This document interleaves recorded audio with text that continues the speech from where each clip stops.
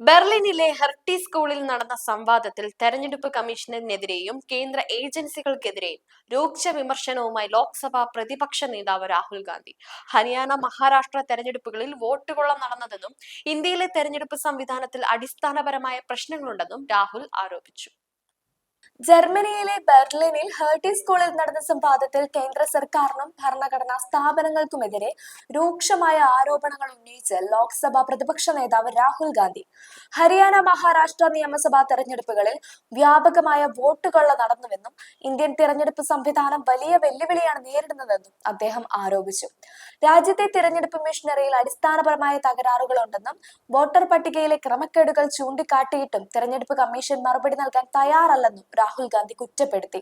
ഹരിയാനയിലെ വോട്ടർ പട്ടികയിൽ ഓരോ ബ്രസീലിയൻ മോഡലിന്റെ ചിത്രം 22 തവണ വരെ ആവർത്തിച്ചു വന്നത് ഇതിന് തെളിവായി അദ്ദേഹം ചൂണ്ടിക്കാട്ടി.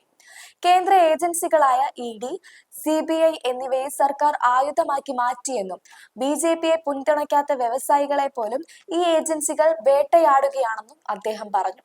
നിലവിൽ പ്രതിപക്ഷം പോരാടുന്നത് കേവലം ഒരു രാഷ്ട്രീയ പാർട്ടിയോടല്ല, മറിച്ച് BJP പിടിച്ചെടുക്കിയ ഭരണഘടനാ സ്ഥാപനങ്ങളോടാണെന്നും രാഹുൽ ഗാന്ധി ബെർലിനിൽ വ്യക്തമാക്കി. അതേസമയം വിദേശ മണ്ണിൽ പോയി രാജ്യത്തെ അപകീർത്തിപ്പെടുത്തുകയാണ് രാഹുൽ ചെയ്തതെന്ന് BJP നേതൃത്വം വിമർശിച്ചു.